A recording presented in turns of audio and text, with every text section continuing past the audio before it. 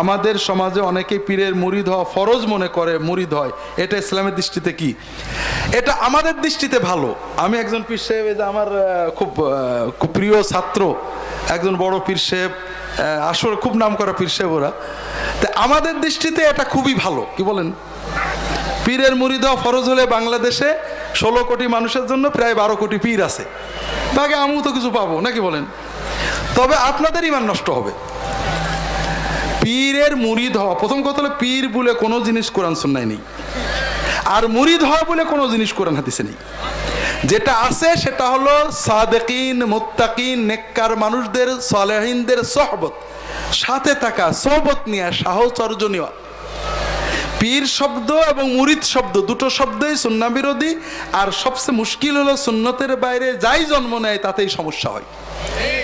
কিন্তু আমরা ব্যাখ্যার জন্য বলছি, পীর বলতে আমরা যখন পীর জন্ম হলো, পীর পদ্ধতি চালু হলো, যখন ইসলামের ধ্বংসের দিক হলো, তাতাররা সব ধ্বংস করে দিল, সমাজে আলেম ওলামা মাদ্রাসা কমে গেল, তখন আল্লাহর কিছু ভালো নেককার মানুষ গ্রামে গঞ্জে মানুষদেরকে দিনের দাওয়াত দিতেন, শেখাতেন, গ্রামে গঞ্জে পড়ে থাকতেন। এদেরকে ফার্সি ভাষায় পীর বলা হতো, আরবিতে শায়েখ মানে উস্তাদ।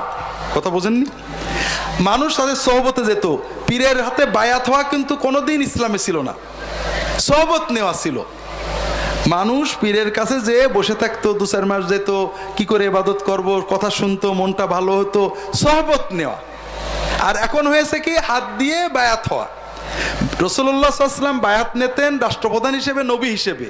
রাসূলুল্লাহ সাল্লাল্লাহু আলাইহি ওয়াসাল্লামের পরে রাষ্ট্রপ্রধান ছাড়া আর কেউ কখনো বায়াত নেননি। আব্দুল কাদের জিলানী কারোর বায়াত করেননি, নিজেও করেননি, কারোর বায়াত হননি। তিনি তার উস্তাদ দাব্বাসের সোহবতে থেকেছেন কয়েক বছর।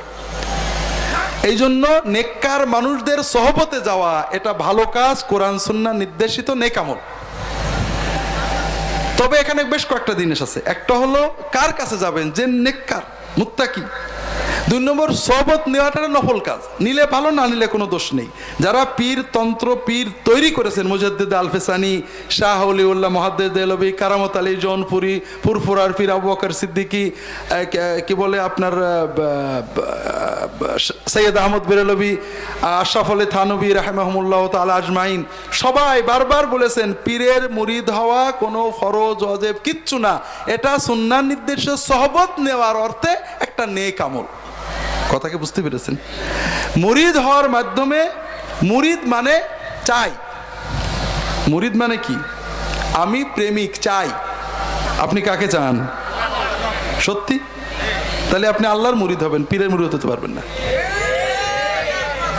এইটাই তো হলো মূল সমস্যা হয়ে গেছে, যে আমরা নেককার মানুষের সোহবতে যাব আল্লাহ পাওয়ার জন্য।